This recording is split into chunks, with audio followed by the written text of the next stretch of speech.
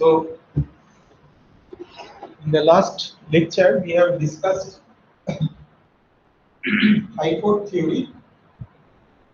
Today, I shall again work out another problem. Work out the scattering amplitude of I just take as a toy problem. I shall take one particle which is a quanta of a real scalar field, and it is getting scattered to another to the incoming particle has momentum p and the outgoing particle after scattering has momentum q, and the scattering is taking place due to the presence of the self-interaction high-code theory that I have discussed. So I shall work out this problem also, maybe tomorrow's class. But before that, I shall tell you about another important concept which is related to scattering, and this is called the concept of in and out states.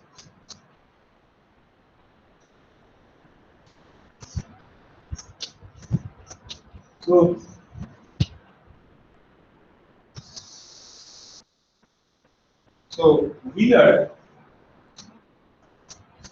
one of the most important objects that one needs to calculate, or that we have established, we have actually established an expression for that, is the S matrix.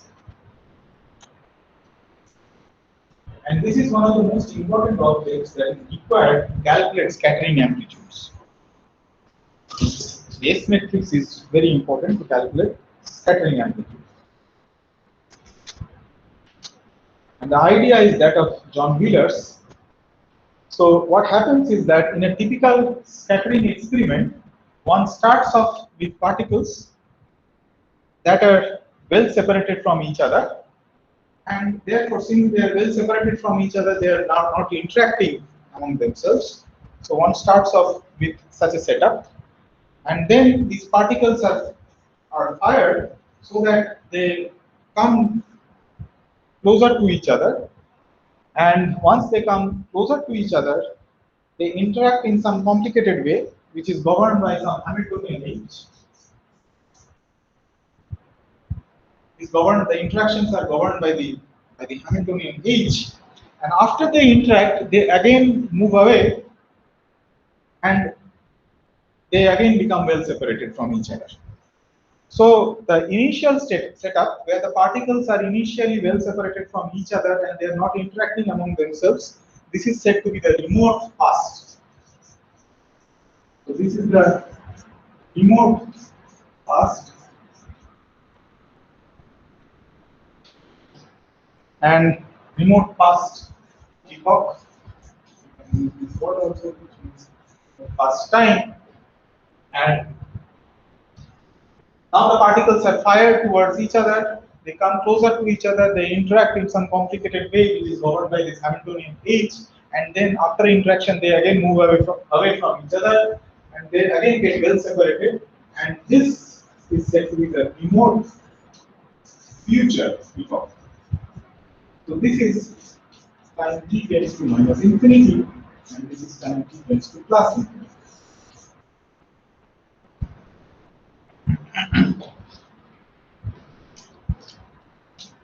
Now, as I mentioned to you earlier, that working in the Heisenberg picture, one can actually, if you work in the Heisenberg picture, then, so let me just write that if you work in this picture, then you will be nowhere. We shall not be able to write down meaningful expressions, mathematical expressions for the operators as well as the states and so on. So working in this picture is not a good idea. So this is the main problem, and all appears to be lost. So the point is, what do we do at this stage? Wheeler says that you can start by imagining a world without no interactions. It is a world a toy kind of a world which has no interaction. So it is a simple world. That is what Wheeler says. You start from a simple world where there are no interactions, and you can understand that there can be no world or there can be no universe where you can have such a thing. There are no interactions. We are always interacting among each other. But he said that okay, let us start from a world where there are no interactions. So it is a simple world, and the world which has interactions is actually the real world. The real world.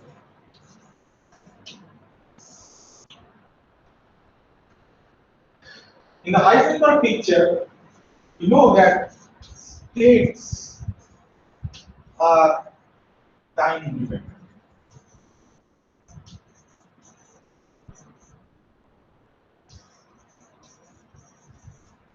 Heisenberg picture, states are time independent. So it is, if the states are time independent,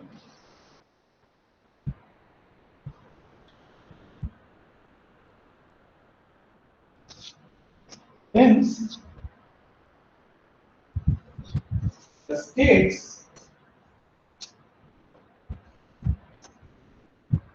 which describe non-interacting particles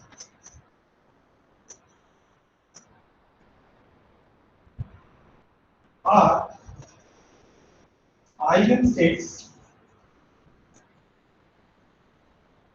of a non-interacting part of the Hamiltonian. So you decompose this Hamiltonian into two parts.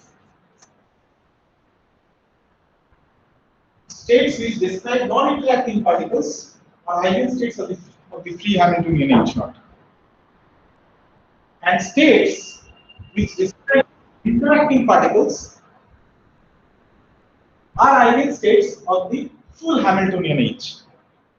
And these states are time independent. That is what we have. Since we are in the Heisenberg picture. So all states are time independent, and we have two types of states. The states which describe non-interacting particles, that is the states of the simple world, where there are no interactions. They are eigenstates of H0, free Hamiltonian, and states which describe the real world, they are also time independent states, and they are eigenstates of this full interacting Hamiltonian. Now the question that arises is that you can ask at this point is the following: is there a real world state? So let me pose the question: is there a real world state that looks like the simple world state?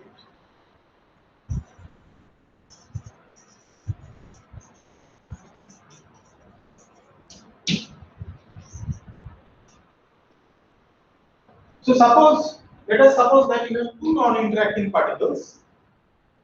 Then states describing these two non-interacting particles you see of this kind, T1, T2.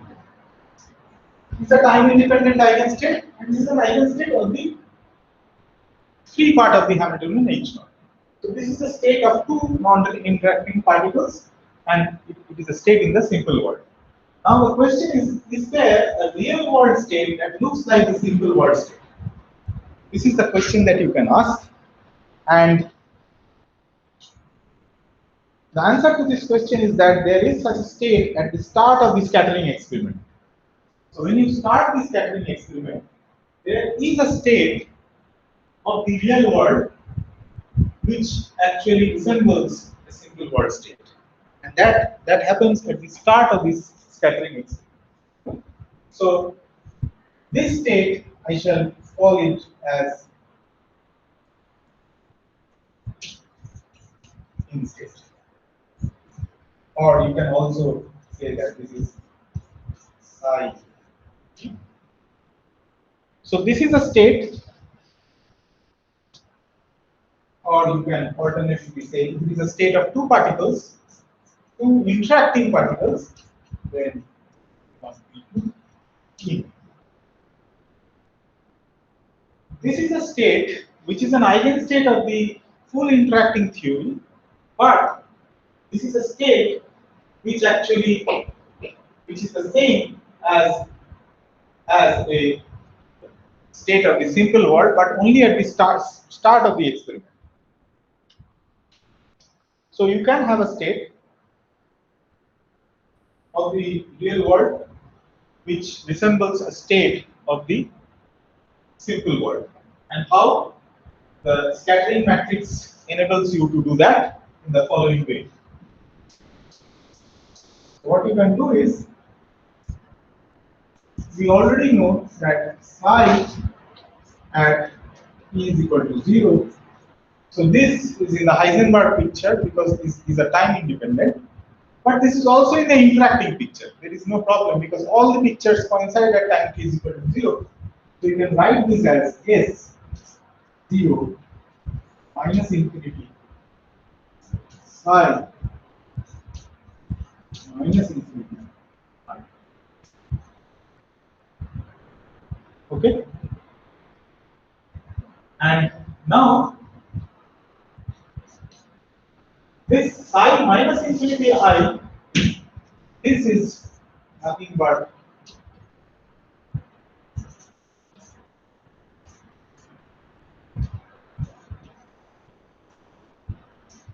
this state we say is a state of the simple world, and this is a state of two particles, two non-interacting particles. And psi t is equal to 0. This is P1, P2, P.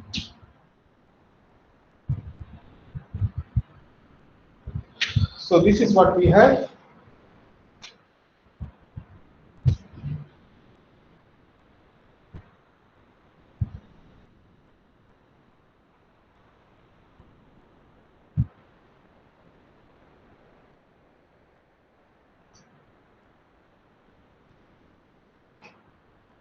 So what we are basically saying is that we are picking out this state, which is a state of two non-interacting particles. Therefore, this is a state in the simple world, and we are asking the following question: that is there a state of the real world which resembles this state? The answer is that yes, such a state in the real world exists, but at time t is equal to minus infinity. So this is this state. Okay. And therefore, now you have with the scattering matrix. Yes, this is also a real world state, but this real world state at time t is equal to minus infinity is actually the same as this single world state of two non-interacting particles. Now you work with the scattering matrix, you take it from minus infinity to time t is equal to 0 adiabatically, and then you get this in state, which is a state at time t is equal to 0. So it is a time independent eigenstate of the full interacting Hamiltonian H, that is two non. So in this case, we just take two interacting particles of momentum P1 and P2 and call this P1 P2 in state. And this state is an eigenstate of this H. Similarly, you can do the same thing for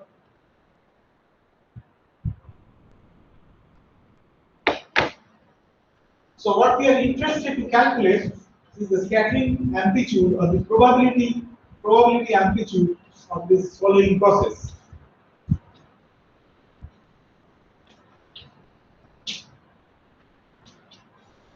Sir? Yes. Is S0 minus infinity same as the time evolution operator? Yes, sure, absolutely. This operator, as you know, it is a time ordered product of the exponential that we derived earlier. Yeah. Okay, sir. Okay. Okay, sir. It's the same thing. So here the limits of the integration will be from minus infinity to 0. So what we are interested in calculating is this amplitude, is the probability amplitude of two particles, interacting particles, scattering into two outgoing particles having momentum q1 and q2. So this is the in state and this is the out state. Now we can do the same thing as we did in the case of the in state. Now we can ask the following question. We can pick out this state. Pick this state out. This is a state of two non-interacting particles, so it is an eigenstate of H0 with momentum q1 and q2, and ask the question that is there a real world state which resembles this state? And the answer to this question is simple. Yes, Wheeler says that yes, there is a real world state which resembles this state, but that real world state is at time t is equal to plus infinity. Therefore, what you can do is the following. You can basically now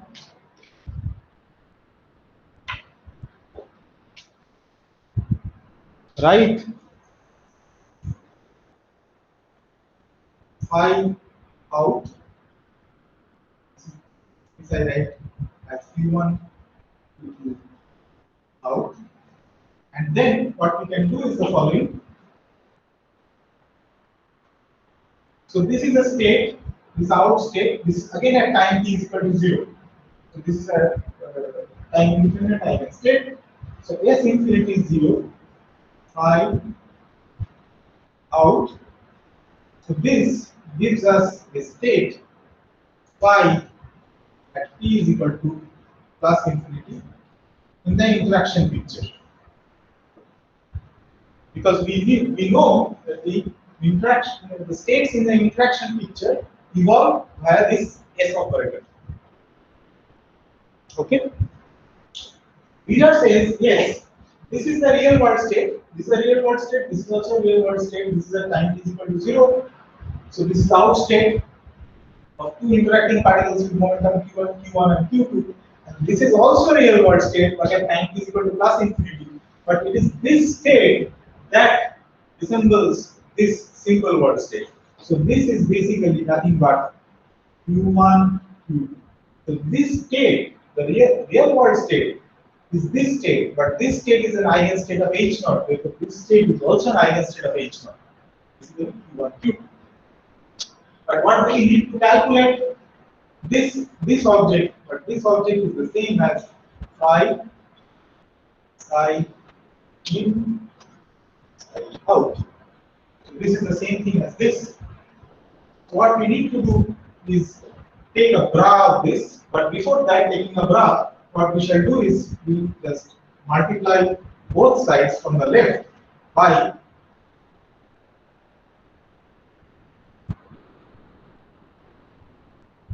S infinity 0 comma infinity. So this will give us S 0 comma infinity. You can understand this is here. Can you see the board? 0 infinity. But S 0 infinity, S infinity 0 is nothing but we use the property of S operator. So this is S 0 comma 0, but that is identity. Therefore, what we have from here, this implies that phi out state, which is an eigenstate of the full Hamiltonian H, is nothing but S 0 infinity q1 comma q2.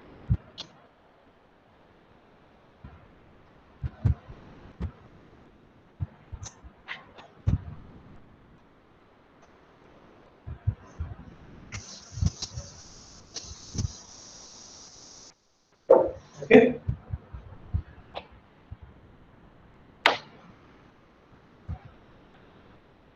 And therefore, what we have now is, we just take a bra of that equation. If you take a bra, you will bra phi out, that will be q1, bra q1, q2,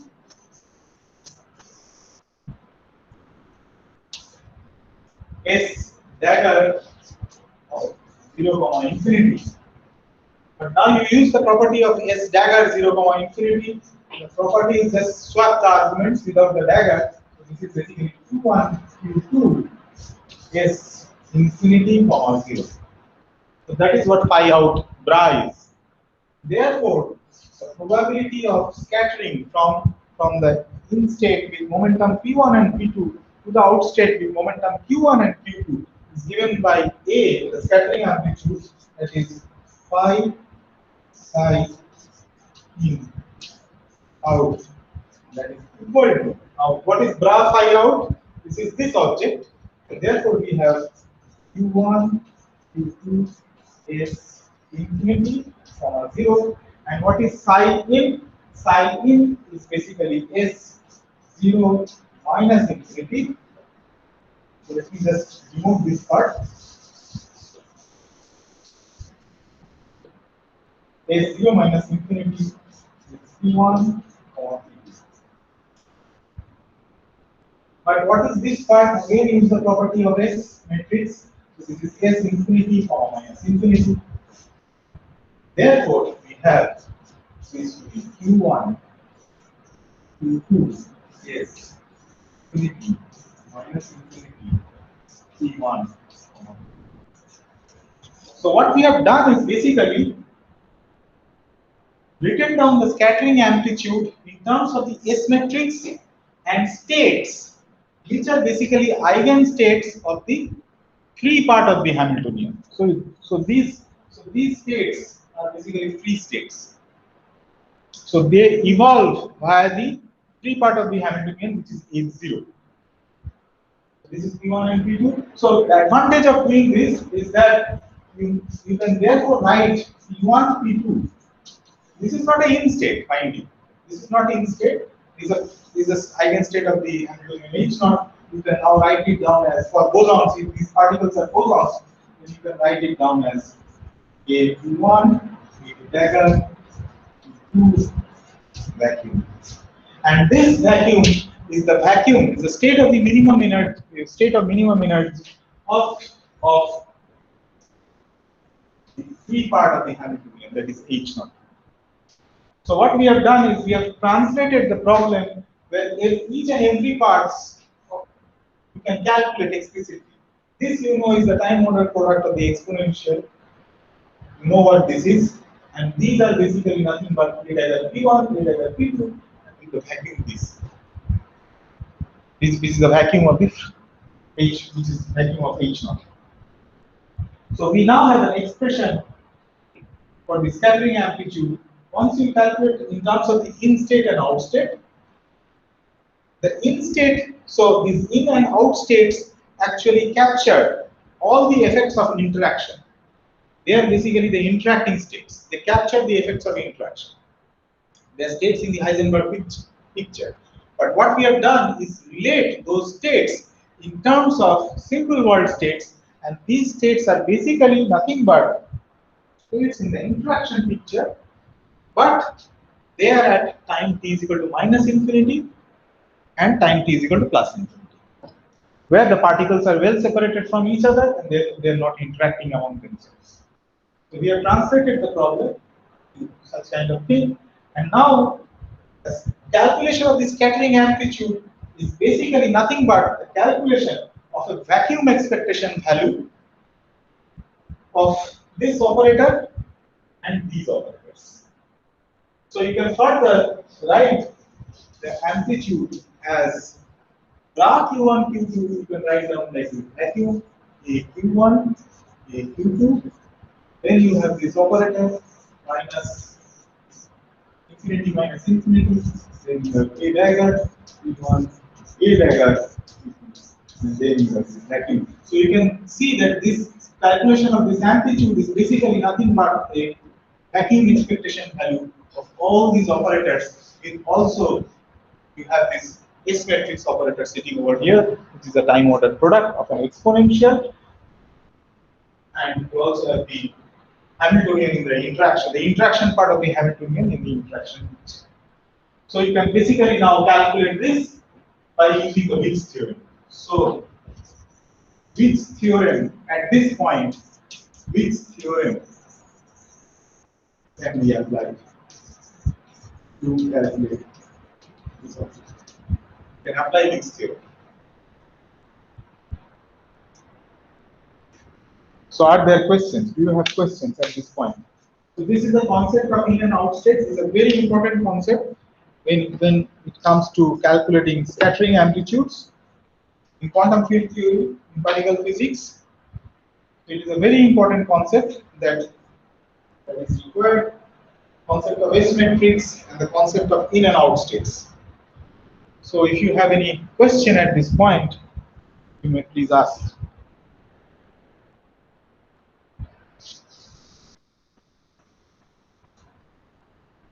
Sir, this vacuum, this is a simple vacuum or it has something relation with simple world states? As I mentioned, this is a simple vacuum because this is a vacuum of the free part of the H naught.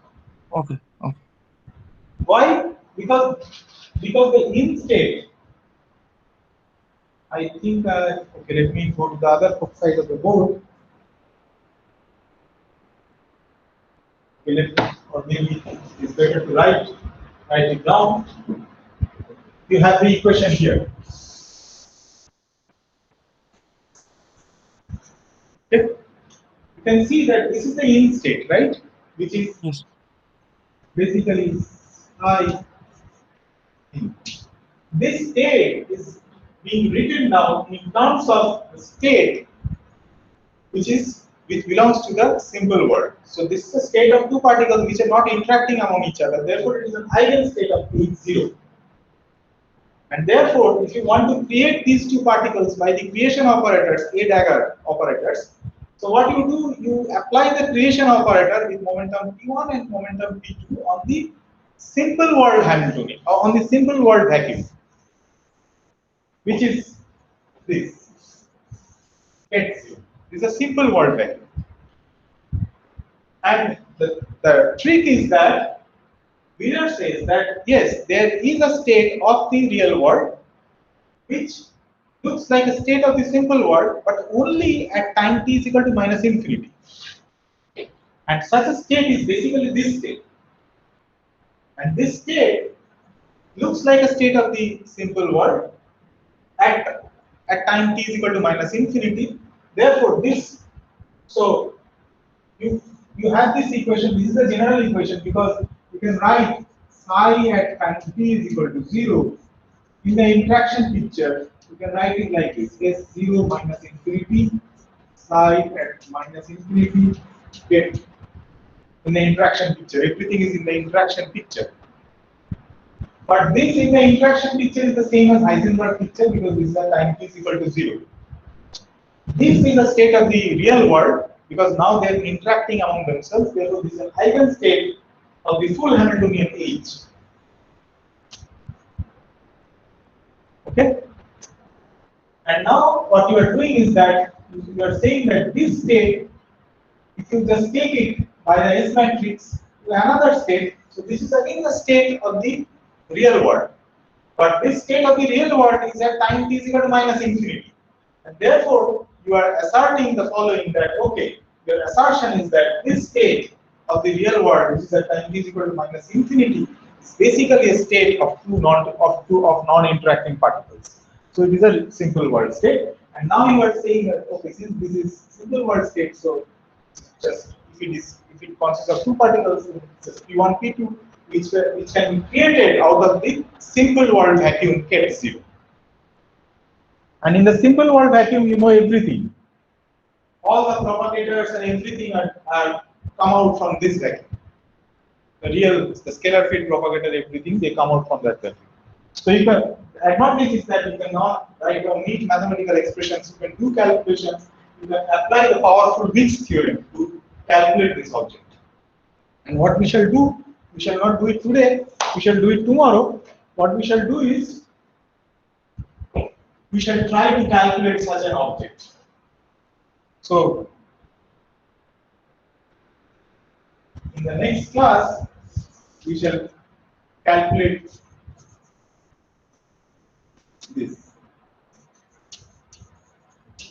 So, instead of two particles, we will just make our life simple. We will take just one particle, which is having a momentum p. This is our in state. This is our out state, momentum q.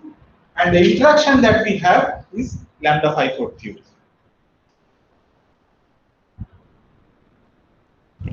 So for a single particle, Huh. how can there be there is external field for interaction. No, no, there is no external field. Then, sir, how can a single particle interact? This is self interaction.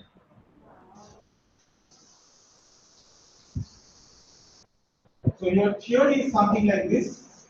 So the Lagrangian, which is half del mu phi del mu phi 1 plus m square phi square minus lambda by 4 factorial phi square. It is due to this term, this interaction term. Okay, sir. I understand. So you have a self interaction. You have a self interaction. So Okay. if you include a phi 4 theory, so you will encounter a diagram like this. Suppose you are right. If this term is not there, then what will happen? There is no interaction term. So the particle with momentum p will come and it will go out with momentum q. And since momentum is conserved, therefore p must be equal to q. Okay. But here what will happen is the following. Corrections due to interactions, the particle will come, it will interact, then it will go away. So you will have a momentum p, you have a momentum q, there will be a loop momentum k. So there will be an interaction vertex here. So you see at this Okay, sir. vertex, there are 4 lines. 1, 2, 3, 4. Why? Because it is a pi-4th interaction. So particle will come with momentum p, the loop momentum, and then it will again go away q. With momentum q, again p will be equal to q because of momentum conservation, for momentum conservation. So there can be corrections to the scattering amplitude due to these terms. So these are correction terms. And that is what we are interested to calculate. And we shall see how you get all these diagrams from very simple kind of scattering of one particle. Particle is coming and going out.